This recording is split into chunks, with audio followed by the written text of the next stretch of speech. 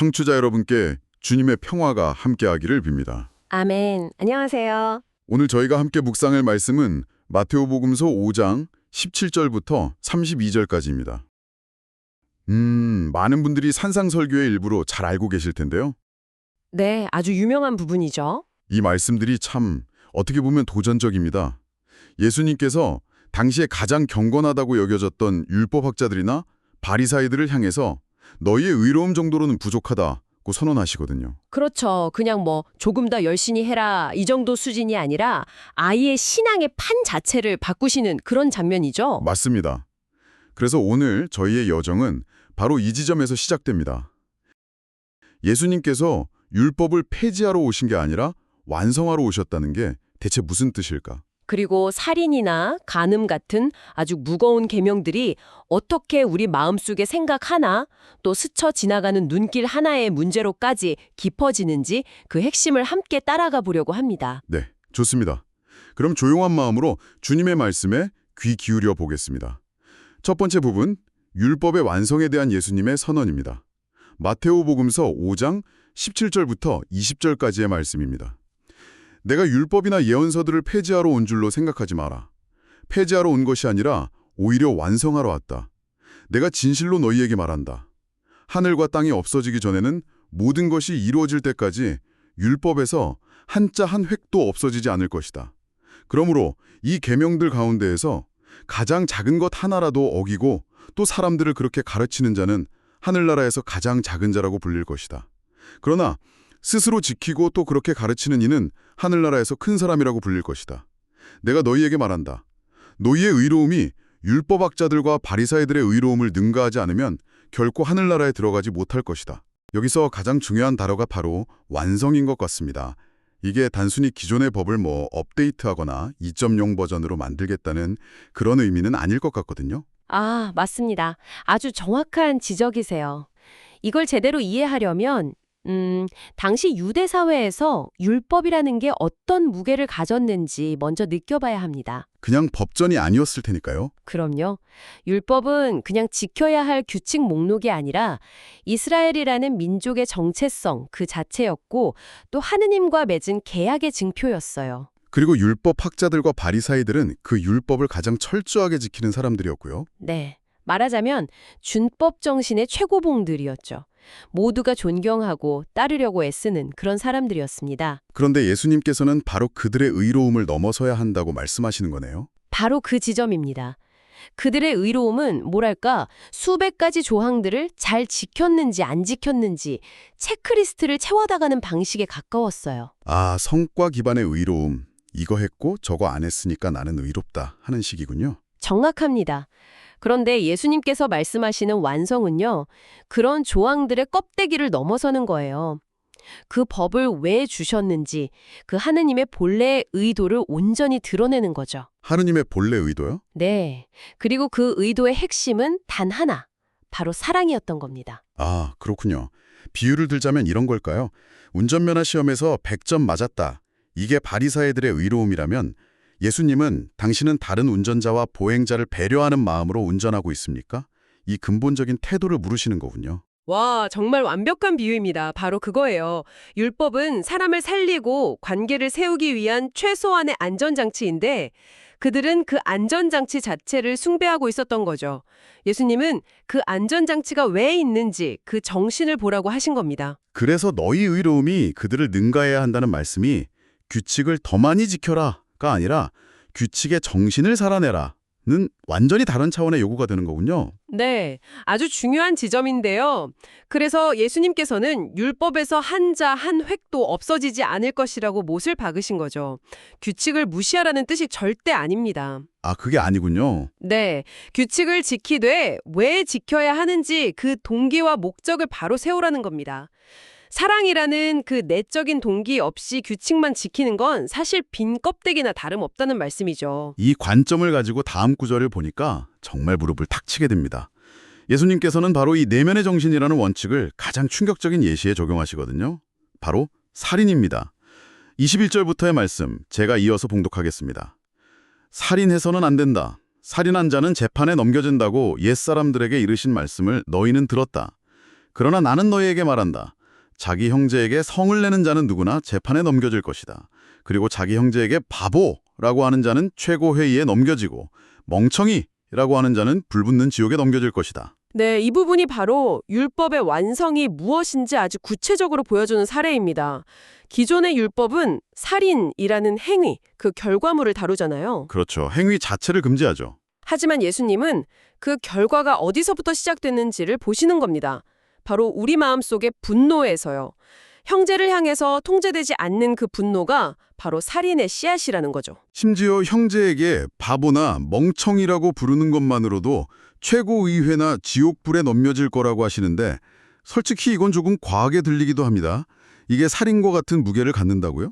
현대적인 관점에서는 충분히 그렇게 들릴 수 있죠. 하지만 당시 문화적인 맥락을 좀 살펴볼 필요가 있어요. 여기서 바보, 원어로는 라카라고 하는데 이건 속이 텅 빈 놈이라는 아주 깊은 경멸의 의미였어요. 아, 그냥 욕설이 아니군요. 네, 그리고 멍청이, 즉 모래는 상대방의 도덕성과 인격 전체를 부정하는 거의 너는 존재할 가치가 없다는 수준의 저주였습니다. 존재 가치를 부정한다. 네, 이건 단순한 감정 표현이 아니라 상대방의 존엄성, 즉 하느님의 모상으로 만들어진 한 인격체를 언어로 파괴하려는 시도인 거죠. 일종의 인격살인이라고 볼 수 있습니다. 아, 그런 깊은 뜻이 있었군요. 존재 자체를 부정하는 언어폭력. 이걸 알고 나니까 다음 말씀이 훨씬 더 무겁게 다가옵니다. 제단에 예물을 바치려다가 형제가 너에게 원망을 품고 있는 것이 생각나거든. 예물을 제단 앞에 놓고 먼저 가서 화해하여라. 이 말씀은 당시 사람들에게는 정말 혁명적인 선언이었을 겁니다. 그랬을 것 같아요. 성전 제사는 유대인들에게 가장 신성하고 중요한 종교 행위였거든요. 하느님과의 관계를 회복하는 최고의 의식이죠. 그런데 예수님은 그 거룩한 행위마저 잠시 멈추라고 하십니다. 무엇을 위해서요? 바로 사람과의 관계 회복을 위해서요. 하느님과의 수직적인 관계보다 인간과의 수평적인 관계가 더 우선이라는 말씀이실까요? 우선이라기보다는 분리될 수 없다는 뜻에 더 가깝습니다. 이웃과의 깨어진 관계를 그냥 내버려둔 채로 하느님 앞에 나오는 것은 위선이라는 겁니다. 하느님께서는 그 깨진 관계를 먼저 회복하고 오는 것을 더 기쁘게 받으신다는 선언이죠. 와, 이건 정말 강력하네요. 내면의 동기가 중요하다는 첫 번째 원칙이 관계의 회복이라는 구체적인 실천으로 바로 이어지는군요. 맞습니다. 그리고 이 패턴은 다음 주제인 간음에서도 똑같이 반복됩니다. 네, 27절부터의 말씀입니다. 제가 봉독하겠습니다. 간음해서는 안 된다고 이르신 말씀을 너희는 들었다. 그러나 나는 너희에게 말한다. 음욕을 품고 여자를 바라보는 자는 누구나 이미 마음으로 그 여자와 간음한 것이다. 내 오른 눈이 너를 죄짓게 하거든 그것을 빼어 던져버려라. 온몸이 지옥에 던져지는 것보다 지체 하나를 잃는 것이 낫다.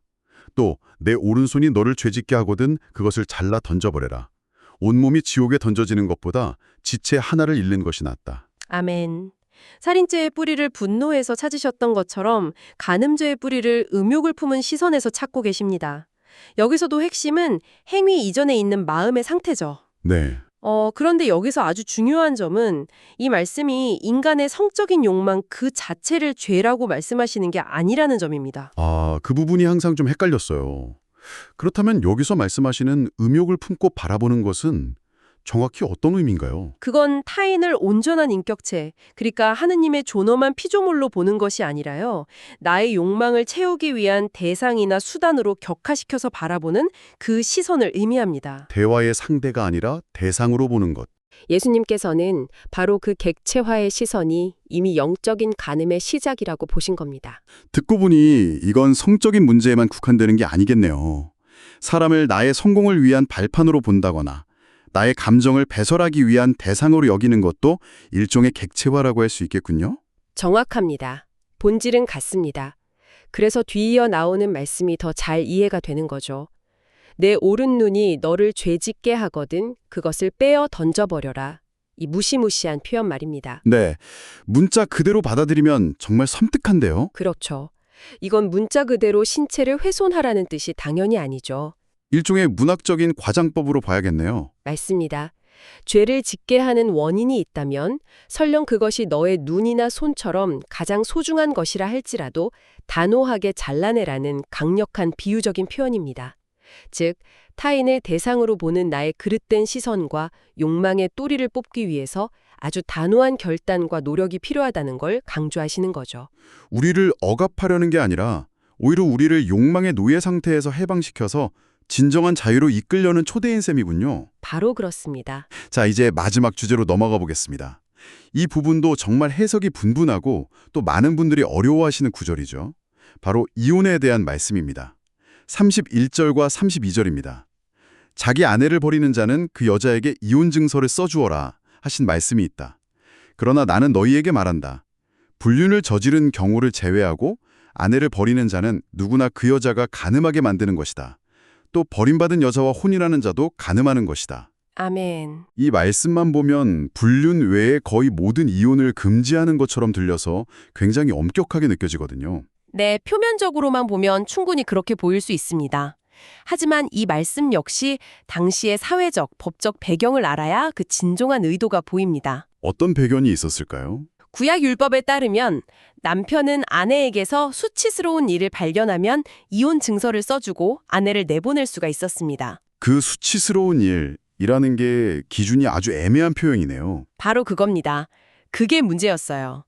예수님 시대에는 이 조항을 두고 아주 관대하게 해석하는 학파와 엄격하게 해석하는 학파가 대립하고 있었거든요. 네. 그런데 관대한 쪽에서는 아내가 남편의 저녁 식사를 태웠다거나 심지어 남편이 길에서 더 아름다운 여자를 발견한 것만으로도 이혼 사유가 된다고 가르쳤습니다. 세상에, 말도 안 되네요.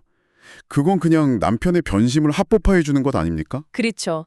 그리고 당시 여성은 경제적 사립이 거의 불가능했기 때문에 이혼은 곧바로 생존의 위기로 이뤄졌습니다. 이혼 증서가 그나마 재혼할 수 있는 법적 근거가 되어주긴 했지만 근본적으로 이 제도는 남성의 편의를 위해 여성을 너무나 쉽게 버릴 수 있도록 악용되고 있었던 거죠. 아, 이제 그림이 그려집니다.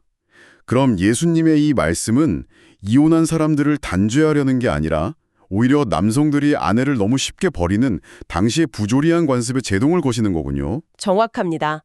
예수님께서는 그 수치스러운 일이라는 모호한 핑계를 불륜이라는 아주 구체적이고 심각한 사안으로 딱 한정하심으로써 사실상 남성의 일방적인 이혼 권리를 대폭 축소시키신 겁니다. 와, 이건 여성을 보호하고 또 혼인이라는 것을 남자의 변덕에 좌우되는 가벼운 계약이 아니라 하느님 앞에서 맺은 신성한 언약의 자리로 되돌려 놓으려는 시도였던 거죠. 배경을 알고 나니 말씀의 의미가 정말 180도 달라지네요.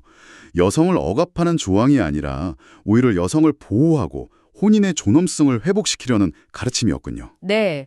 그래서 이 가르침의 핵심은 특정 상황에 놓인 개인을 판단하는 법률 조항이 아닙니다. 오히려 관계의 약속, 특히 혼인이라는 언약이 얼마나 무겁고 소중한 것인지를 되새기게 하는 원칙 선언에 가깝습니다. 약자를 보호하고 깨어진 관계를 가볍게 여기지 말라는 그 하느님의 본래 뜻을 드러내신 거죠. 오늘 이야기를 정리해보면 참 놀랍습니다.